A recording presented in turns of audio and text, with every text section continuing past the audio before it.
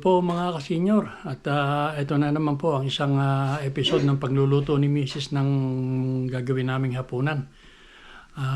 Yun nga pong ginisang tahong at saka hinalabos na alimasag or blue crab. So samahan na lang po ninyo uli kami sa pagluluto ni Mrs. Ito ang ulam namin ngayon. Hinalabos na blue crab. Ito yung nabibili namin sa Asian store na frozen. Galing yata ito ng kung Vietnam.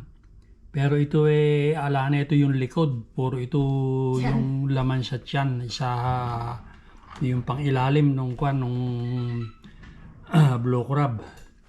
So ito naman mga kasenyor, yung tahong na iluluto rin kasama nung hinalabos na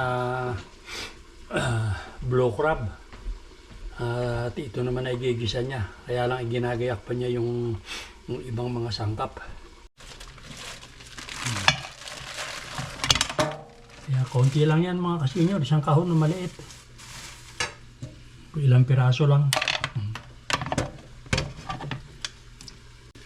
Ito mga kasenyor, nabibili na namin to. Pre-cook ito. Wala na yung kabyak ng nung shell. Pero nililinis pa rin.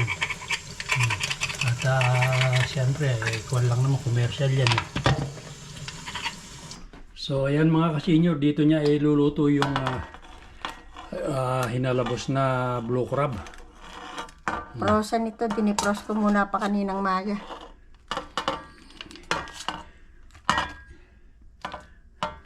So wala mo ng diet ngayon. Hindi naman to diet na ba?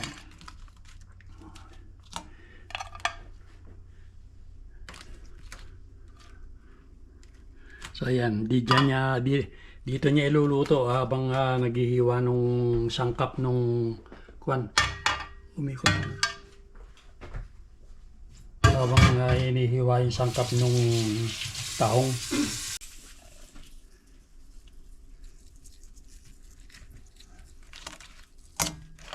Yan, nilalagyan lang ng asin mga kasenyor para magkaroon ng lasa. So ayan mga kasenyor, sandali lang naman lutuin yan.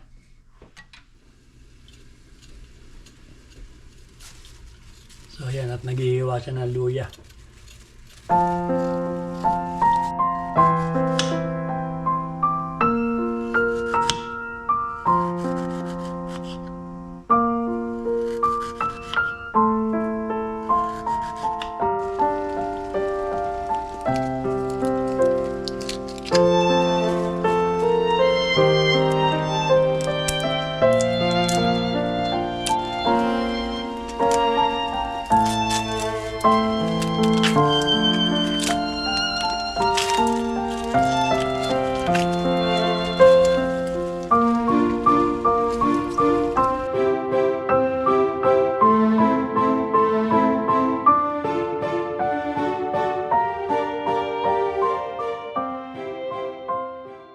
Pero yung mga ingredient nung igigisang tahong ni Mrs. mga kasenyor. Ito muna yung bawang na dinikdik na. Tapos ito yung kamatis. Ito naman po yung luya. At ito naman yung sibuyas. Yan lang po. At saka siguro lalagyan niya ng kaunting kung ano man dahon-dahon ang meron dito sa aming fridge.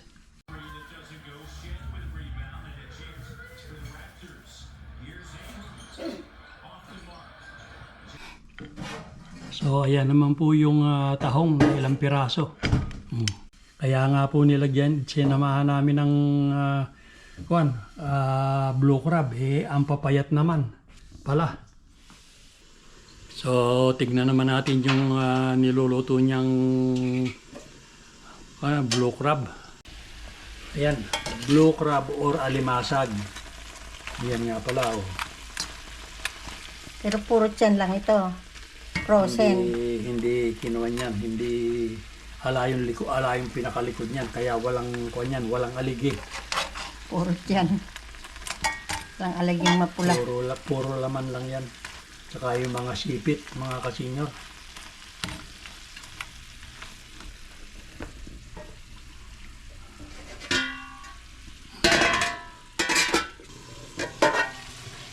O yan, mapula na. Oh.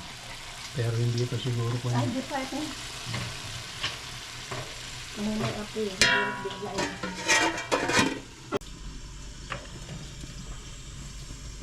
So yan ang magiging hapunan namin mga kasenyor.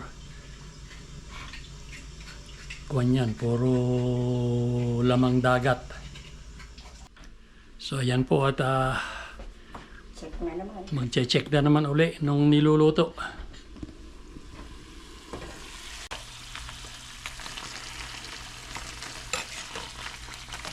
Ayan. Mahina lang kasi mga kasenyor yung apoy niya kaya ganyan na kuha ng pagluluto. Malamig kasi yun. Pag binig Kasi natin. frozen ito kaya kailangan ni dahan-dahan ng apoy para malutong mabuti yung laman. Ay, napikpik yun.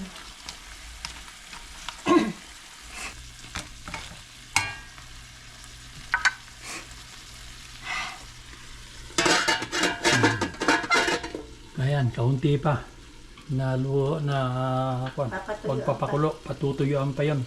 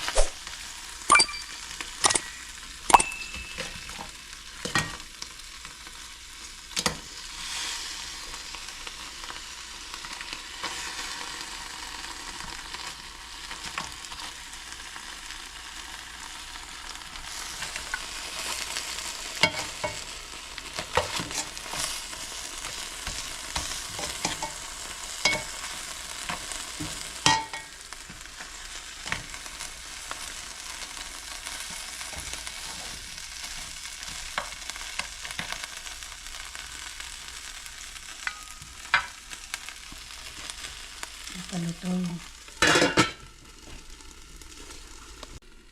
Ayan, mga kasenyor, palagay ko iluto na yung aming